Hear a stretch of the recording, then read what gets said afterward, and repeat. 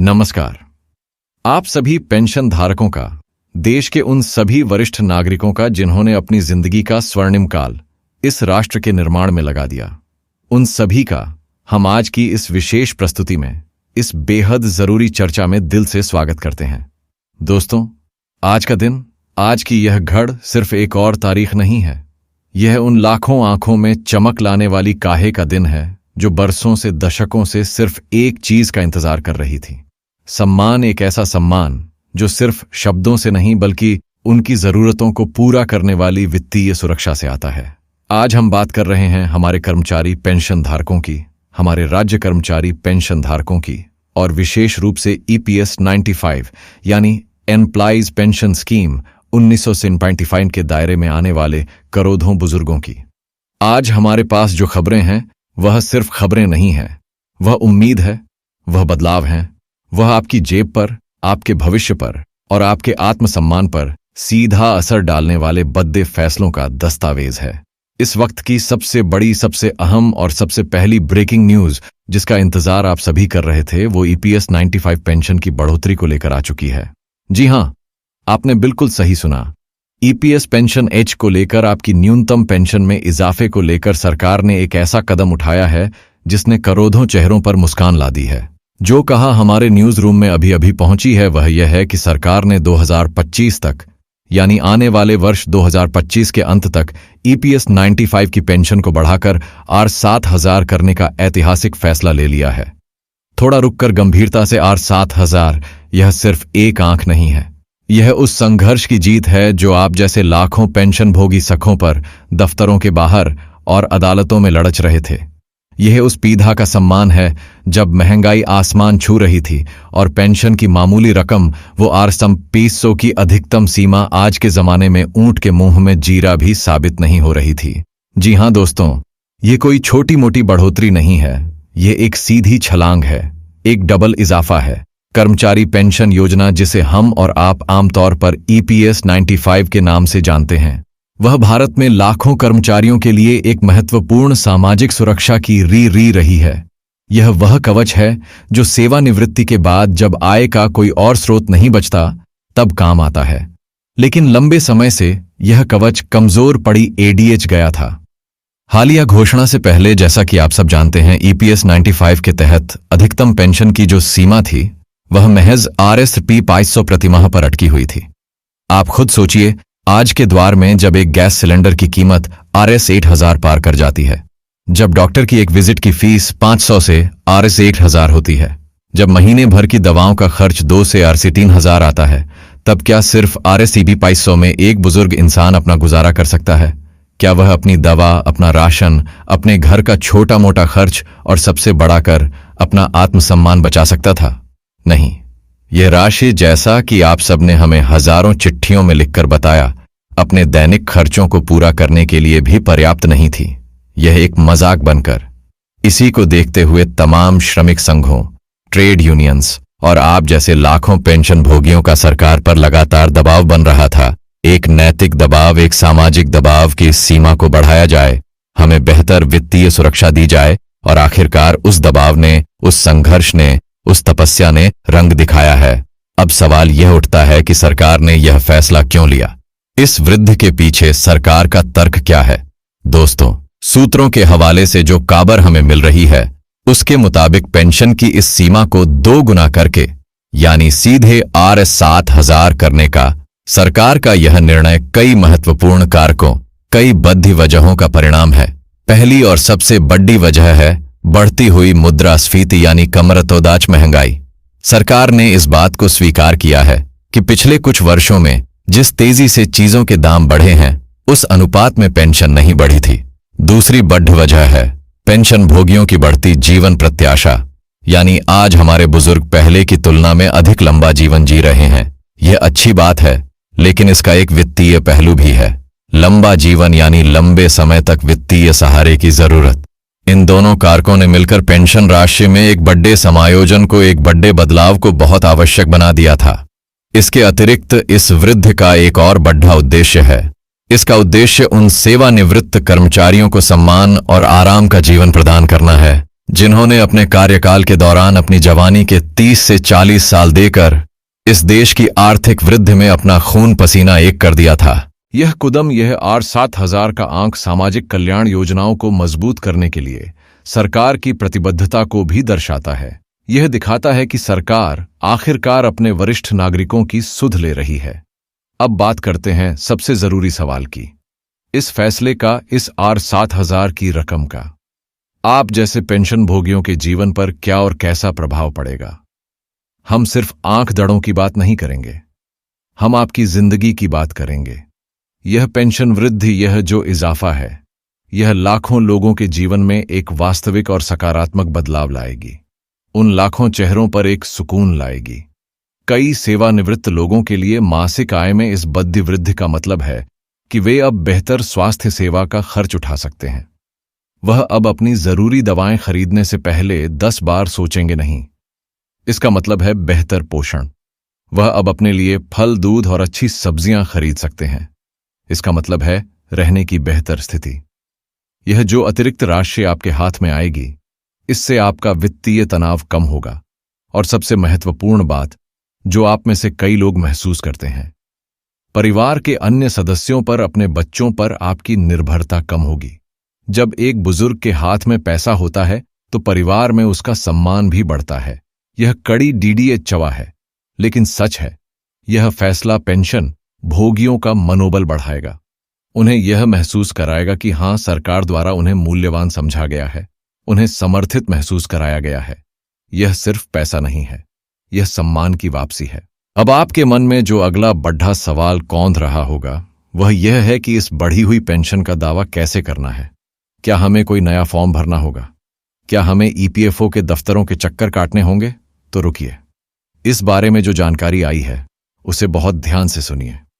जो पेंशन भोगी, मैं दोहराता हूं, जो पेंशन भोगी पहले से ही ईपीएस 95 का लाभ प्राप्त कर रहे हैं, जो पहले से ही पेंशन ले रहे हैं, उन्हें किसी भी जटिल प्रक्रिया के बारे में, किसी भी कागजी कार्यवाही के बारे में चिंता करने की कोई भी आवश्यकता नहीं। जी हां, यह सबसे बड़ी राहत की बात है। सरकार ने स्पष्ट किया है कि यह जो R7000 की वृद्धि है, यह अपने आप ही स्वचालित रूप से, ऑटोमेटिक तरीके से समायोजित हो जाएगी। 2025 में जब यह लागू होगा तो आपके मासिक पेंशन भुगतान में यह बढ़ोतरी अपने आप अंत तक दिखाई दे देगी। आपको कहीं जाना नहीं है, कोई आवेदन नहीं देना है। और जो नए आवेदक हैं, जो आने वाले समय में रिटायर होंगे और इस योजना में शामिल होंगे, वे भी पात्र होने पर इस नई बढ़ी हुई सीमा का लाभ उठा सकेंगे। लेकिन यहां एक लेकिन है जिसका आपको ध्यान रखना है। किसी भी तरह की देरी से बचने के लिए या किसी भी तरह की तकनीकी गड़बड़ी से बचने के लिए यह जरूरी है, यह आवश्यक है कि आप सभी पेंशन भोगी ईपीएफओ के साथ अपनी व्यक्तिगत जानकारी को, जैसे आपका नाम, आपका पता, आपका बैंक अकाउंट नंबर, आपका आधार कार्ड और आपका जीवित प्रमाण पत्र, लाइफ सर्टिफिकेट, इन सभी को हमेशा अपडेट रखें। सुनिश्चित करें कि आपका रिकॉर्ड ईपीएफओ के पास बिल्कुल सही दर्ज हो, ताकि जब यह स्वचालित समायोजन शुरू हो तो आपकी पेंशन आपके खाते में बिना किसी रुकावट के पहुंच जाए। तो ये थी पहली और सबसे बड़ी खबर, ईपीएस 95 पेंशन का RS7000 होना। अब बात करते हैं कि भविष्य की संभावनाएं क्या हैं। क्या यह RS7000 पर आकर रुक जाएगा या आगे भी कुछ होगा? देखिए, ईपीएस 95 योजना यहीं नहीं रुकने वाली है। खबरों के मुताबिक इस योजना में भविष्य में और भी सुधारों और तकनीकी उन्नयन, टेक्नोलॉजिकल अपग्रेडेशन के साथ विकसित होने की पूरी तैयारी है। सरकार अतिरिक्त लाभों पर बेहतर पारदर्शिता, ट्रांसपेरेंसी पर और तेज पेंशन प्रक्रिया पर विचार कर रही है।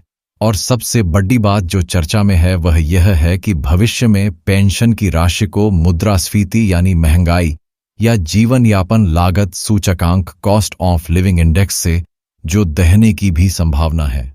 अगर ऐसा हो गया तो यह एक क्रांतिकारी कूदम होगा। इसका मतलब होगा कि जैसे जैसे महंगाई बढ़ेगी, आपकी पेंशन भी अपने आप एक तय फार्मूले के हिसाब से बढ़ती रहेगी। आपको हर बार बढ़ोतरी के लिए सालों साल इंतजार नहीं करना पड़ेगा। यह बदलाव इस योजना को कर्मचारियों के लिए और भी अधिक आकर्षक, विश्वसनीय और मजबूत बनाएगा। तो कुल मिलाकर इस पहली बदरी खबर का निष्कर्ष यह है कि 2025 के अंत तक ईपीएस 95 पेंशन को बढ़ाकर और 7,000 करने का यह निर्णय एक स्वागत योग्य और अत्यंत आवश्यक सुधार है। यह आप पेंशन भोगियों की लंबे समय से चली आ रही एक बड़ मांग को पूरा करता है और भारत के सामाजिक कल्याण के नेटवर्क को ताकत देता है। हाँ, यह सच है कि इसे लागू करने में, इसके क्रियान्वयन और इसके लिए पैसा जुटाने, फंडिंग में चुनौतियां अभी भी बनी हुई हैं। लेकिन यह कदम लाखों सेवानिवृत्त कर्मचारियों के लिए आशा और सम्मान का एक नया स्रोत बनकर आया है। जैसे जैसे सरकार इस योजना में और सुधार करती रहेगी, आप सभी पेंशन भोगी एक अधिक सुरक्षित और आरामदायक सेवानिवृत्ति की आशा यहां से कर सकते हैं। एक छोटा सा पॉज म्यूजिक बदलता है, अब ज्यादा विश्लेषणात्मक। लेकिन दोस्तों, आज की बड़ी खबरों का सिलसिला यहीं खत्म नहीं होता है। अभी हमने बात की पेंशन की रकम की, अब हम बात करने जा रहे हैं पेंशन के नियमों की। जी हां, ईपीएफओ यानी कर्मचारी भविष्य निधि संगठन एम्प्लॉइज प्रोविडेंट फंड ऑर्गेनाइजेशन ने पेंशन से जुड़े कुछ ऐसे नियमों को बदला है जिन्होंने पेंशन की पूरी व्यवस्था को प्रभावित कर। आज हम आपको ईपीएफओ के 5 बड़े बदलावों के बारे में बताने जा रहे हैं। यह वह 5 बड़े बदलाव हैं जो रिटायरमेंट के बाद, सेवानिवृत्ति के बाद आपकी जेब पर आपको मिलने वाले पैसे पर सीधा असर डालने वाले हैं। अगर आपका भी पीएफ कटता है, अगर आप भी ईपीएफओ के सदस्य हैं, तो यह ख्वाहिश भर आपके लिए, आपके भविष्य के लिए काफी काम की है। इसे बहुत ध्यान से समझिएगा। दरअसल ईपीएफओ ने पेंशन से जुड़े कुछ नियमों को बदला है और यह जानना आपका है क्यों है। कई पेंशन भोगियों को इन बदलावों के बारे में पता ही नहीं होता और वे अपना नुकसान कर बैठते हैं या अपने फायदे से चूक जाते हैं। आज हम आपको इन 5 बड़े बदलावों के बारे में एक एक करके विस्तार से जानकारी देंगे। तो चलिए शुरू करते हैं बदलावों का यह बड़ा डिकोडर ग्राफिक। 5 बड़े बदलाव। पहला बड़ा बदलाव, पेंशन की गणना का तरीका। यह सबसे महत्वपूर्ण बदलावों में से एक है। आपकी पेंशन कितनी बनेगी, ये अब एक नए तरीके से तय होगा। आपको याद होगा, पहले पुरानी व्यवस्था में पेंशन की गणना, पेंशन कैलकुलेशन कर्मचारी के आखिरी वेतन, लास्ट सैलरी के आधार पर की जाती थी। लेकिन अब कर्मचारी भविष्य निधि संगठन ने पेंशन की गणना के इस नियम को बदल दिया है। यह बदलाव पेंशन भोगियों के लिए काफी फायदेमंद माना जा रहा है। नया नियम यह है कि अब पेंशन की गणना आपके आखिरी वेतन पर नहीं, बल्कि आपकी नौकरी के आखिरी 5 साल यानी आखिरी 60 महीनों के औसत वेतन, एवरेज सैलरी के आधार पर होगी। मैं फिर से दोहराता हूं, आखिरी 5 साल की सैलरी का औसत। अब आप पूछेंगे कि इससे फायदा क्या है। देखिए, पुरानी व्यवस्था में कई बार गड्ढबद्धियां होती थीं या कई बार कर्मचारी के साथ अन्याय हो जाता था। मान लीजिए किसी वजह से रिटायरमेंट से ठीक पहले आखिरी महीने में उसका वेतन कम हो गया, तो उसकी पूरी जिंदगी की पेंशन कम हो जाती थी। लेकिन अब जब आखिरी 5 साल यानी 60 महीनों का औसत निकाला जाएगा, तो यह एक ज्यादा स्थिर और ज्यादा न्यायपूर्ण आंकड़ा होगा। यह आपकी पेंशन की गणना को ज्यादा मजबूत आधार देता है। यह उन लोगों के लिए विशेष रूप से फायदेमंद है जिनका वेतन आखिरी कुछ सालों में तेजी से बढ़ा है। तो पहला बदलाव, पेंशन की गणना अब आखिरी 5 साल के औसत वेतन पर होगी। दूसरा बड़ा बदलाव, पेंशन मिलने की उम्र, अर्ली पेंशन। यह एक ऐसा बदलाव है जिसने लाखों कर्मचारियों को एक नई लचीलता, फ्लेक्सिबिलिटी दी है। पुरानी व्यवस्था के तहत पेंशन निकालने के लिए यानी पेंशन शुरू करवाने के लिए आपकी न्यूनतम आयु 60 साल होना अनिवार्य था। लेकिन ईपीएफओ ने इस नियम को बदल दिया है। अब इस आयु सीमा को घटाकर 50 वर्ष कर दिया गया है। जी हां, 50 साल। इसका मतलब यह है कि अगर कोई व्यक्ति जल्दी पेंशन लेना चाहता है, वह 68 साल तक इंतजार नहीं करना चाहता, शायद उसकी सेहत ठीक नहीं है, या वह जल्दी रिटायरमेंट लेना चाहता है, तो वह 50 साल की उम्र पूरी करते ही अपनी पेंशन के लिए अप्लाई कर सकता है। लेकिन, और यह लेकिन बहुत जरूरी है, आपको एक बात साफ साफ पता होनी चाहिए, यह एक विकल्प है, एक ऑप्शन है। अगर आप जल्दी पेंशन लेते हैं यानी 68 साल से पहले 50 की उम्र में पेंशन लेना शुरू करते हैं, तो आपको मिलने वाली पेंशन की रकम कम होगी। जी हां, आपको घटी हुई पेंशन, रिड्यूस्ड पेंशन मिलेगी। यह इसलिए क्योंकि आप अपनी पेंशन जल्दी लेना शुरू कर रहे हैं और व्यवस्था को आपको लंबे समय तक पेंशन देनी होगी। इसलिए एक तय फार्मूले के तहत आपकी पेंशन राशि को कम कर दिया जाता है। यह फैसला आपका है। क्या आपको जल्दी लेकिन कम पेंशन चाहिए, या आप इंतजार करके 78 साल के बाद पूरी पेंशन लेना चाहते हैं? ईपीएफओ ने आपको यह विकल्प, यह आजादी दे दी है। यह है दूसरा बड़ा बदलाव। तीसरा बड़ा बदलाव, नौकरी बदलने पर नहीं होगा पेंशन का नुकसान। ये आज के जमाने का सबसे बड़ा और सबसे जरूरी बदलाव है। आज की पीढ़ी, आज के कर्मचारी एक जगह टिककर काम नहीं करते। लोग बेहतर मौकों के लिए कंपनियां बदलते हैं, नौकरियां बदलते हैं। पहले क्या होता था? पहले जब कोई कर्मचारी नौकरी बदलता था तो वह अक्सर अपना पीएफ का पैसा निकाल लेता था, जिससे उसकी पेंशन सर्विस टूट जाती थी। पेंशन के लिए जो न्यूनतम 10 साल की सर्विस जरूरी होती है, वह पूरी नहीं हो पाती थी और वह पेंशन का हकदार नहीं बन पाता था। उसका पुराना रिकॉर्ड खत्म हो जाता था। लेकिन अब ईपीएफओ ने साफ कह दिया है कि अगर कोई कर्मचारी नौकरी बदलता है तो उसकी पेंशन को, उसकी सर्विस को कोई भी नुकसान नहीं होगा। नई व्यवस्था के तहत जब आप नौकरी बदलते हैं तो आपका पुराना पीएफ और पेंशन रिकॉर्ड आपकी नई कंपनी में, आपके नए अकाउंट में अपने आप जुड़ दिया जाएगा, ट्रांसफर हो जाएगा। यह सब मुमकिन हुआ है आपके यूएन यानी यूनिवर्सल अकाउंट नंबर के कारण। आपका यूएन वही रहता है, चाहे आप कितनी भी कंपनियां हो बदल लें। इससे फायदा यह है कि आपकी पेंशन की जो सर्विस हिस्ट्री है वह बनी रहती है, वह जुड़ती चली जाती है, और जब आप रिटायर होते हैं तो आपकी कुल सर्विस के आधार पर आपकी पेंशन बनती है। आपकी पेंशन सुरक्षित रहती है। तो अब नौकरी बदलने से डरने की जरूरत नहीं। आपकी पेंशन सर्विस अब सुरक्षित है। यह है तीसरा बद्ध और क्रांतिकारी बदलाव। चौथा बद्ध बदलाव, पेंशन की लिमिट में बढ़ोतरी।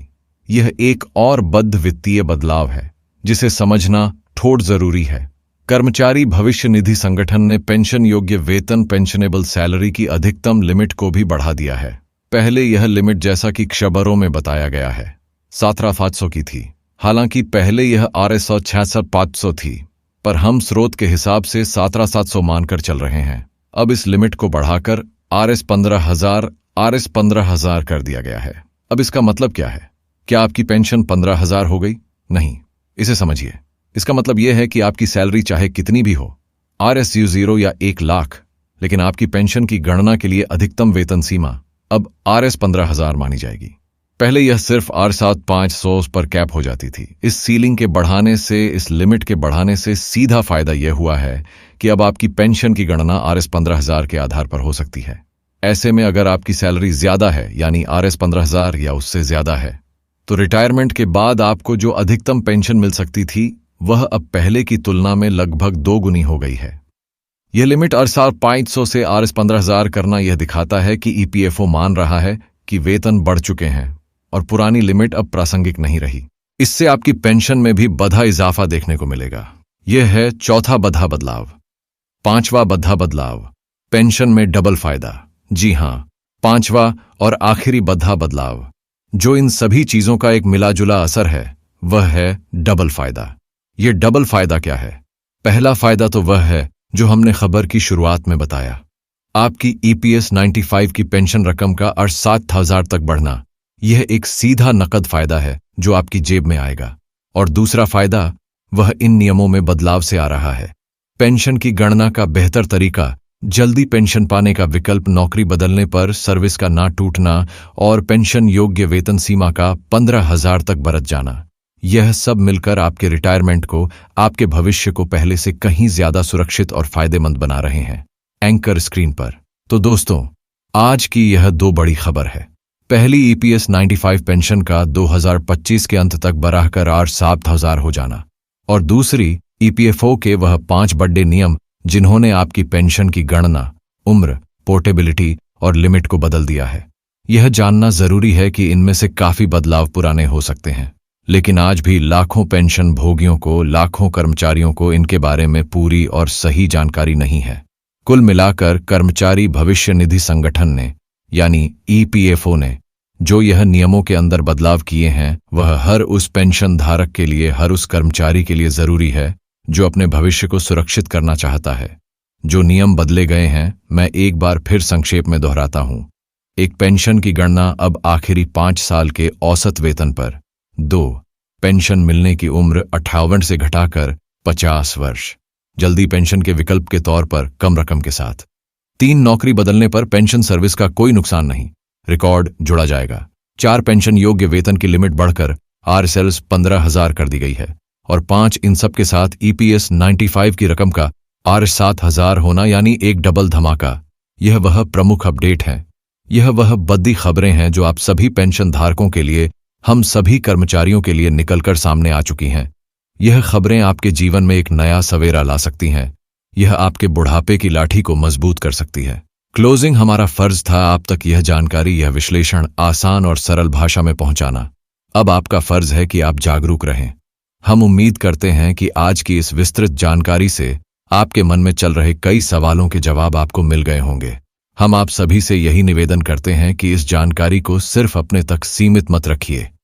इस वीडियो को, इस कहाबार को ज्यादा से ज्यादा शेयर कीजिए। अपने दोस्तों को, अपने सहकर्मियों को और हर उस पेंशन भोगी तक इसे पहुंचाइए जिसे इन बदलावों के बारे में जानना जरूरी है। ज्ञान ही ताकत है और आपकी यह ताकत आपके बुढ़ापे को सुरक्षित बनाएगी। आज की इस बद्दी और महत्वपूर्ण प्रस्तुति में हमारे साथ जुड़ने के लिए आप सभी का बहुत बहुत धन्यवाद। चैनल पर नए हैं तो सब्सक्राइब जरूर करें ताकि पेंशन और आपके HQ से जुड़ी कोई भी के है खबर आपसे छूट ना जाए। धन्यवाद।